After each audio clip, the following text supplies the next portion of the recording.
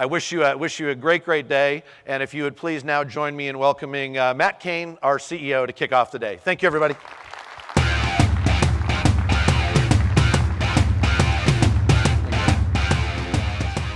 Morning. How many of you out there would believe me if I told you that Dennis was the least energetic person at Couchbase? That's what I thought. But the thing about it is, there's actually an innate energy in all of our employees at Couchbase that Dennis represents the way he does. And it's a belief in what we're doing with our platform and how we're helping you revolutionize your business. And that's what today is all about. You're going to hear a lot from Team Couchbase on what we've done and what we've built and why we're proud about it and why we continue to innovate in the ways that we do. But we also want to make sure you talk with one another and understand how your peer companies are taking advantage of the platform and the things they're doing as they're leading their industries. Now, with my time today, I want to go on a bit of a journey. And I want to explore the changing world that we're in and specifically talk about how our relationship with technology continues to evolve. With that change, I then want to talk about the impact to business, both the disruption and the opportunity. I'm then going to introduce a topic that we call a revolution.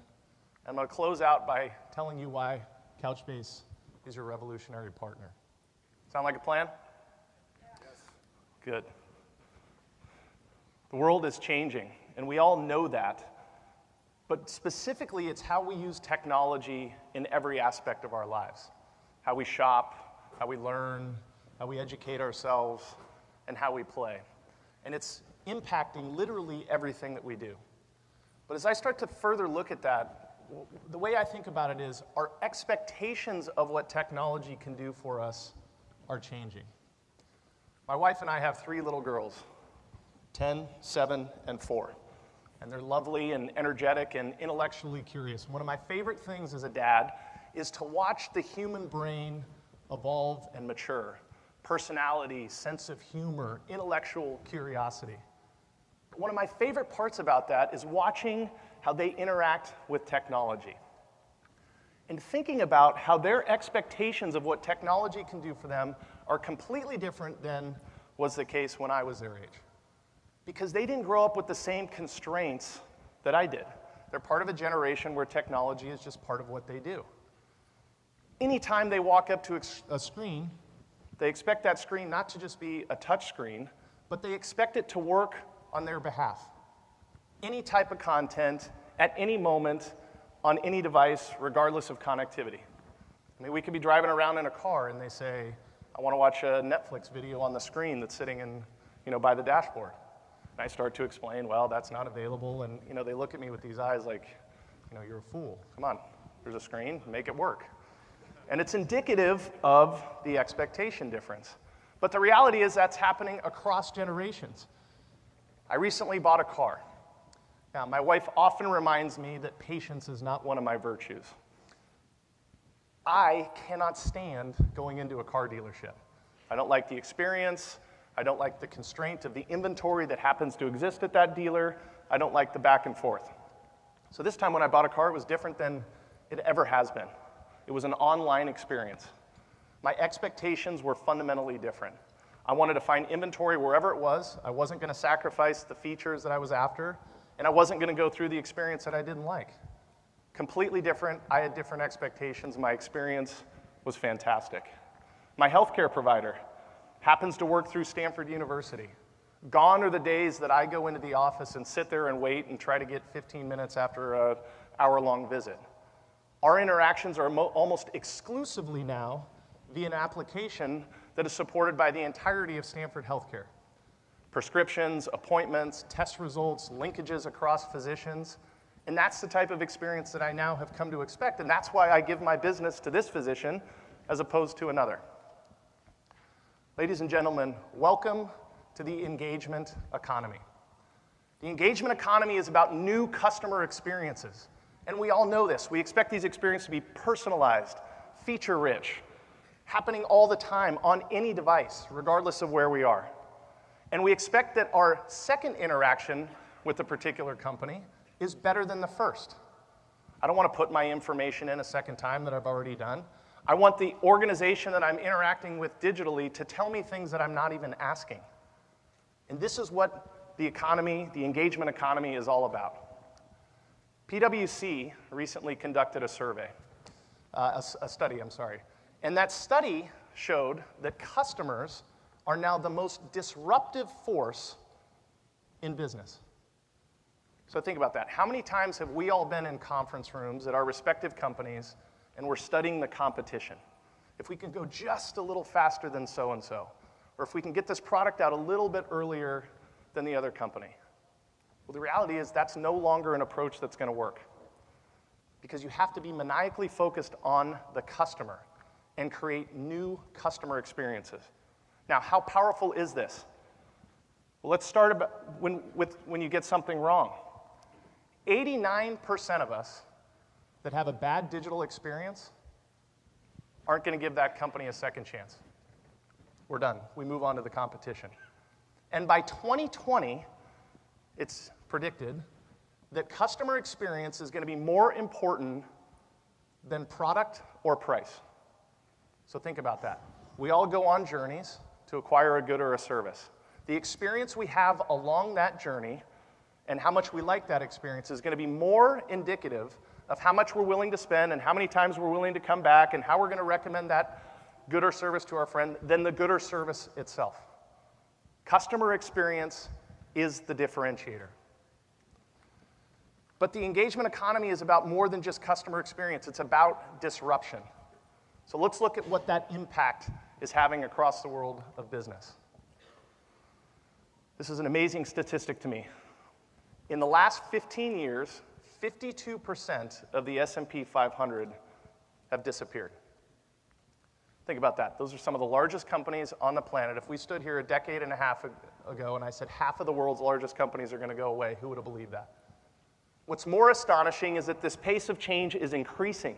It's predicted that in the next 10 years, 75% of the current S&P 500 is going to change, which also means that 75% of the largest companies in the world 10 years from now are companies that we don't know about, haven't been started, and are all sitting in coffee shops and garages thinking about how to create disruption. Let's look at a few companies that got it right. Sure, everybody recognizes these logos. They're now global brands, and the reality is a decade and a half ago, we probably didn't know who they were. Remember the days of Blockbuster and Hollywood Video and late fees with rentals? And this is before we get into original content and streaming. Netflix focused on a different customer experience. They transformed an industry. They're now valued, when I looked yesterday, at over $84 billion. Amazon, their market cap is $468 billion.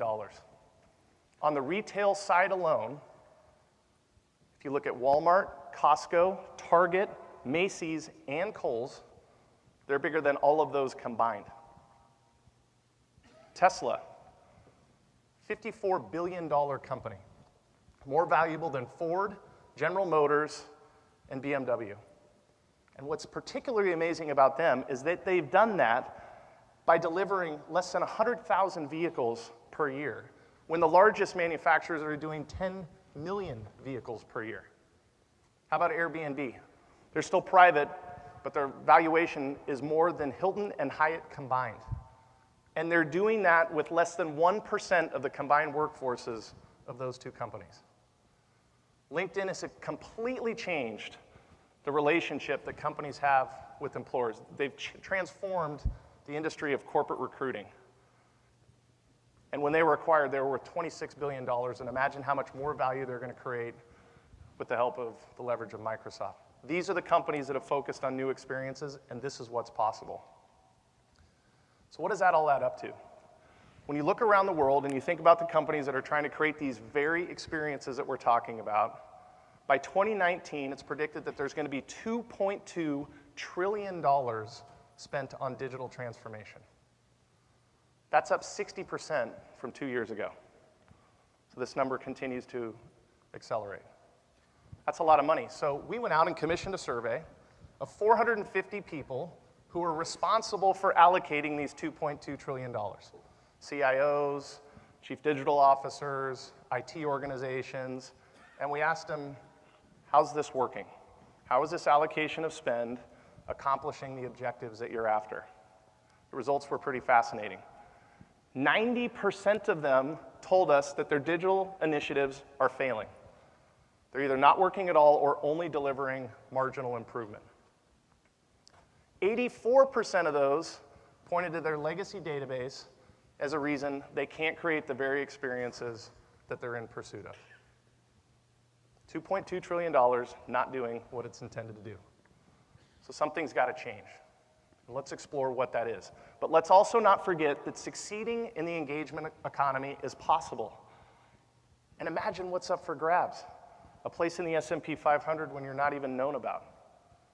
New markets, new opportunities, new revenue streams, new competitive positioning. So how do you get there? Well, let's turn to one of the greatest minds in the history of business and technology. Steve Jobs once said, "The ones who are crazy enough to think that they can change the world are the ones that they do." Now, Apple's known as one of the most innovative companies on the world, but there was a point when that wasn't the case. And Steve led a transformation of his own with this type of a mindset. Incremental improvements aren't going to get it done. On the margin, if I make my experience a little bit better than it used to be, that's not good enough. People are looking for fundamentally new experiences, new relationships with the businesses that they transact with. And so what's required is a radical new approach where we all sit back and we embrace this disruption for the opportunity that it is. We have to have new thinking. We can't lose sight of the opportunity, but we have to be focused. We have to have an imagination, and this is what we call a revolution.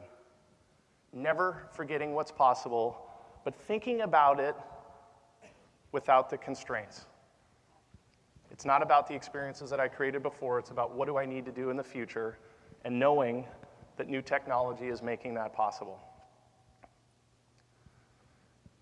I'm reminded of this revolutionary thinking in a couple ways, and one of them is, as I reflect on my time in building disruptive technology that takes advantage of market transitions.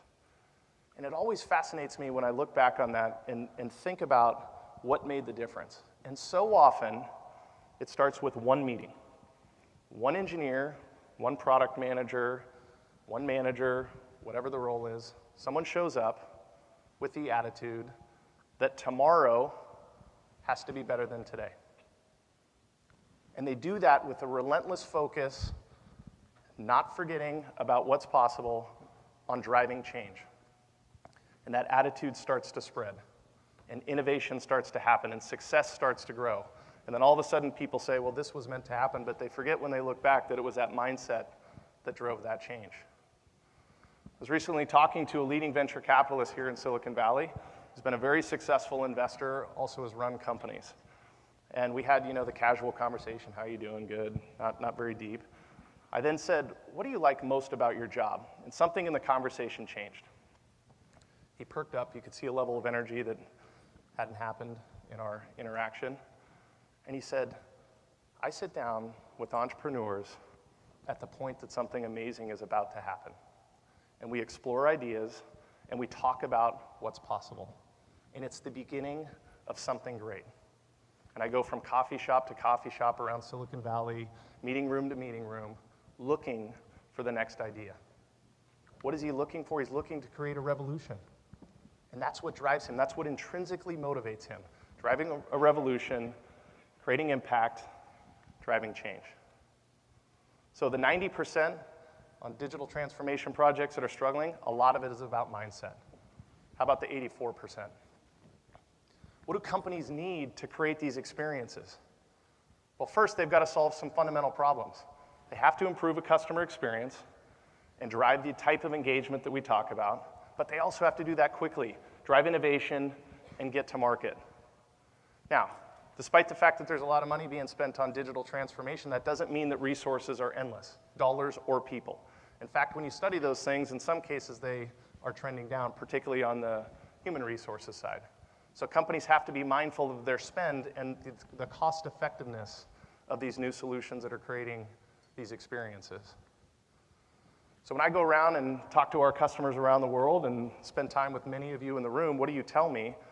You need a different approach, a completely new data model, new points of optimization with the platforms that are supporting the applications that you're trying to build. And to create this new approach and to create customer engagement, you've got to have a new solution. And that's what we've built, the world's first engagement database. It's purpose-built for the very interaction volume that these experiences require. And you're going to hear a lot more about that over the course of the conference and well beyond. And we want you to pose your questions, and we want you to dig deep on what our platform is doing to drive these engagements. But I also want to talk about Couchbase and who are we as a company, and why do I believe that we are your revolutionary partner? Now, so far we've talked about the changing world, we've talked about the disruption that occurs and the opportunity that comes with it, we've talked about the platform, but who are we as a company? First and foremost, we've been doing this for a while. And from the days our founders started this company, it was always focused on these types of workloads for enterprise customers. And because of that, and because we've innovated, and because we've worked with you to understand what problems we can solve better than anyone else, we've amassed a customer base that we are extremely proud of. As a matter of fact, we have over 400 enterprise customers. What makes us more proud than numbers is the nature of the companies. I mean, look at these leaders. They're driving their industries, and this is just a small sample. What makes us even more proud than the logos themselves is the mission-critical nature of the applications that you all are running and depending on Couchbase to deliver. Look at the vertical success we've had. 3 of the top 10 e-commerce companies, 3 of the top 3 global distribution systems in travel, 6 of the top 10 broadcast companies, 3 of the top 3 credit reporting companies, and we have examples in healthcare, IoT, and more. This is the power of the Couchbase platform. Now, it's really important to us that we spend time with you and we deploy our solution. It's more important to us that it works for you. So we recently went out and asked IDC to help us with that question. How are these deployments of Couchbase working? Are they delivering the returns? And I go back to the 3 things that you're trying to solve: customer experience, time to market, cost effectiveness. And this is representative of 7 large customers, very big in size, and here's what they told us. When you deploy Couchbase, you generate an average of $5 million to your top line with the Couchbase platform and the application that's running on top of it. You're able to accelerate your time to market by over 40%. It's all about responsiveness, understanding where the customer's going, and we give you that flexibility, the scalability, and the performance you require. But how about the cost side? 274% return on investment, 7-month payback period. These are the types of things that we're very proud of and how we continue to drive our innovation so that we're creating that experience, but we're doing it in a way that we understand your business impact. So what's my commitment to you on behalf of the company? How are we going to be spending our time? We are in relentless pursuit of innovation. We have the best development team in the world. They have been building technology in the enterprise around data for 20, 30 years. And they're doing the best work of their lives because they believe in what Couchbase is doing. And we're very fortunate to be growing as a company, and we're going to be deploying our resources to ensure that that pace of innovation increases. We're also focused on the enterprise. And we know that for you to be successful, there are developers, there are operations teams, there are IT organizations, there are those of you that are responsible for the P&L and the spend, and we're aware of that. And so when we think about how we're building our products and our services and our capabilities, we're very mindful of all of the people that make an enterprise successful and ensuring that whatever perspective you have on touching Couchbase is a positive one and that we're the business partner that you need as you go forward. At the same time, we're going to invest in customer success. And what we mean by that is things like training and services, making sure you have all the education you need to get full use out of the platform. If you need people to help you with that, we're going to be there. We're increasing in our go-to-market resources to ensure that you've got the touch points that you need. See, we're about helping you create great experiences, but we want the business that you're transacting with us to be a great experience in and of itself. And because we're building a platform, we realize that you have a lot of technology to make your organizations and environments successful. And so we're going to build out our ecosystem. We're going to invest in the partnerships that are required to give you whole offerings. We're also going to work with the go-to-market organizations that you're transacting with today or want to transact with in the future. And what is this all about? Creating customer euphoria. Our most important priority is being in service of you as you touch your customers. And anyone at Couchbase is going to listen to ways in which we can make this better, myself included. If there's anything that we're doing that isn't creating a great experience, we want to hear about it. We can't fix problems we don't know about, but rest assured when we hear about them, we're going to get after them. Our business is about customer experience, and you are that customer. So our mission, at the end of the day, is to be the data platform that revolutionizes digital innovation. And that's what today is all about, and that's what you're going to hear from the Couchbase team and from many customers that are gracious enough to tell their story and their journey with Couchbase. On behalf of the company, I want to thank you tremendously for your business, and thank you for being here. And I want to leave you with a video. And this video is an example of what's possible when you have an imagination to create new experiences. When you're focused on your customer without the constraints of old, to build new models and new ways of doing things. Yesterday, I took 500,000 people to a place they'd never been before. With one app, we've financially empowered enough people to fill a city. It's like my startup has taken on a life of its own. Every day we help more and more people find something they can't live without. I can literally slow down your pulse. I fundamentally changed the nature of reality. I've drawn 1 million gamers into a fantasy world. I'm not sure all of them want to come back. Last week, I promised hundreds of thousands of people a better life. Today, they're obsessed with it. There are things I've done with data you would not believe. It's like you can take the data, twist it and transform it. It's off-the-scale innovation. They call it customer engagement. I call it connecting. Really connecting. I made someone believe in themselves for the first time ever. Today, I started a revolution. Now it's your turn.